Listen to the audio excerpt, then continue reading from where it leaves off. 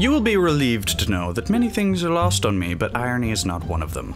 Yes, top 10 videos are definitely a clickbait gimmick used on YouTube. I mean, come on, you wouldn't even be listening to me right now if it didn't work. I wouldn't use the format of a top 10 video if it didn't grab people's attention. Which is true of almost all the clickbait strategies that I list here. Content creators, or in the case of Dorkly, content reposters, wouldn't use these practices if we, content consumers, didn't fall for it. But we do, and they see that in their website traffic reports. So the practice perpetuates itself. To a certain extent, we really only have ourselves to blame.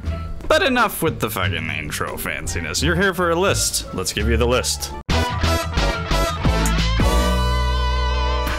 Number 10. Blank people who blank. Like 9 times out of 10, this is just screen captures of tweets and random Facebook posts. Now, I know anything that is shared on social media should be considered public, especially if you share it publicly. But honestly, we can do better than just browsing social media to find a village idiot to point and laugh at. Sure, they shouldn't have posted it, but I can't help but feel that we bring ourselves down when we engage in mass ridicule. Number 9. Blank reasons why being demographic is awesome/horrible. Now, some extremely rare examples can prove to be insightful by providing alternative perspectives, but in my experience, most just kinda poke fun or reinforce stereotypes. And it isn't just race. This applies to age, religion, political affiliation. Pretty much any group of people tied together by a common trait is fair game. Number 8. Death the kid's favorite number. Blank reasons why you should blank. Now that sounds like a really broad template to shove under one entry, but a lot of times I've found that most of this is just really bad dating advice inked by freshly bitten lovers who always seem to have a job writing for Unilad. At this point, I'm pretty sure that they're putting down history of unstable relationships under the job's preferred requirements.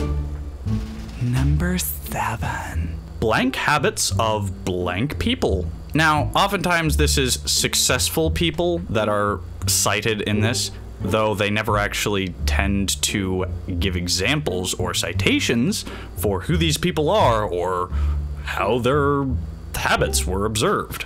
But surprise, surprise, successful people typically trim their nails and care about their appearance and have a bit of a positive outlook. Like, you know, pretty typical shit. None of it's really all that insightful. It's just giving people habits that they can either try to implement in their life or try and avoid, depending on whether it's positive or negative, the adjective used to describe the people who have these habits. Number 6. Number blank will make you blank. Really? Will it? Just coming up in here acting like you know me and shit? Number 5, and this is a big one. Tit lists. Which is pretty much anything the Chive posts. Now, if you work for the Chive, I sincerely hope that you think I'm trying to not offend you with this video, but I'm trying to offend the shit out of you because you are not a writer. You are not a writer at all. Writer is a title used for the likes of Mark Twain, J.K. Rowling, and Frank Herbert, not people who find the sexiest picture of a covered areola that they can get their grubby little hands on. That is not a writer. That is a fucking scab. Am I saying that they shouldn't post them? Of course not. They are clearly a proven generator of traffic. What bothers me is the dramatic tone of how there's just so much more to these tits than just a pair of nutrient conversion organs. Number 4. This dog lifts its leg next to a tree. What happens next will blow your mind. Actually, no. I know exactly what it'll blow, and it is nowhere near my mind. Now, the top 3 in our list are all kind of the same thing. However, the transgressions posed by this particular kind of clickbait are so egregious, so inexplicable, that they occupy the top 3 slots justifiably so. Zit videos, parasite videos, fucking cyst videos? Like, what the good goddamn, you guys? I have a sore throat, so I really can't even express how fucking frustrated this makes me. Like, even the fucking thumbnail will be gross as shit sometimes, and like, I don't want to see you pull a fucking spider out of your ear. Sorry. It's just your ear. It's between you and your whatever ologist deals with fucking ears or spiders. Okay, there's this one that was rolling around for a while. I never even watched it. I've never watched any of these fucking videos because why the fuck would I? There was a lady with a 10-year-old cyst on her head, and Besides the fact that's incredibly hard to verify, and I wouldn't want to verify that even if I could, there are children that you can have a fucking conversation about Pokemon with that are younger than that fucking cyst. What makes you think I want to see that thing go? Just what?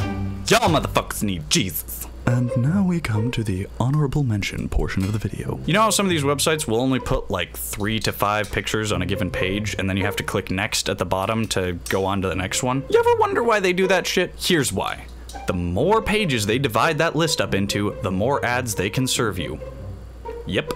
That's the only reason. Most of these websites are constructed in really shitty HTML, and they're like kind of designed for mobile use. You know, that's why they have the big buttons and the simple layout, like a fucking 14-year-old coded their entire website. I've actually written and hosted myself websites, all my own, in HTML, like from scratch. So believe me when I tell you, they can make as much room as they goddamn please. They merely choose to inconvenience you for the sake of more ads. And they get bonus shitty points if they've got a bunch of ads right around the next button, or in some cases, ads that look like next buttons, just so that you'll accidentally click on them, and 9 times out of 10, infect your computer with some bullshit. Now, okay, I actually put ads in my videos, and per the contract with me and Google, I am not allowed to encourage you guys to click the ads in my videos, because that would be false click-through and would genuinely corrupt the statistics of, is this person's audience interested in this kind of product? The point is, I'm gonna take this time to discourage you from clicking ads that you see outside of YouTube, and in fact, some that you even see inside of YouTube.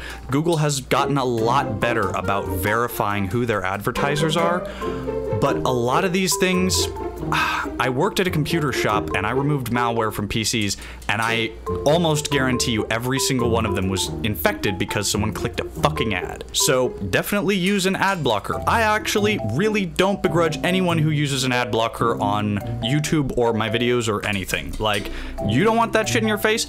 I totally fucking understand. I use it myself. I'm gonna be making a separate video to show you guys how you can actually allow ads for YouTube channels that you like, but really, coming from someone who has a bachelor's of applied science in the IT field, I fucking hate computer advertisers on the internet. Now, it's a bit of a weird relationship because a lot of my work is directly the result of what they have done to people's computers. I just think they're kind of shitty human beings because a lot of times this is just grandmothers who want to just be able to check their goddamn email and pay their bills over the internet. But guess fucking what? They can't, because it's been infected and bogged down, because they actually thought that that little text box on the top of the page was an actual notification from their system that they needed to install an antivirus. And part of this is just people's browsing habits on the internet.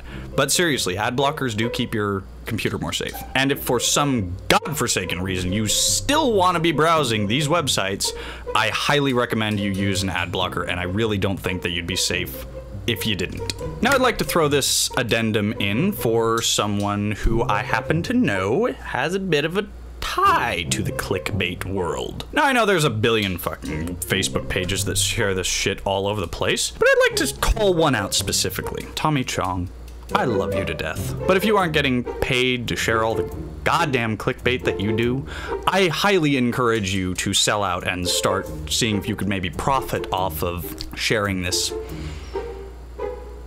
content.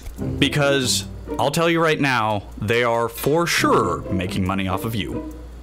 Just saying. This has been Rhubarb Senpai. Thank you guys so much for watching. I just wanted to make this one video because this shit's been pissing me off for like pretty much since clickbait became a word. Now, in all honesty, a lot of these tactics used because everybody else is using them.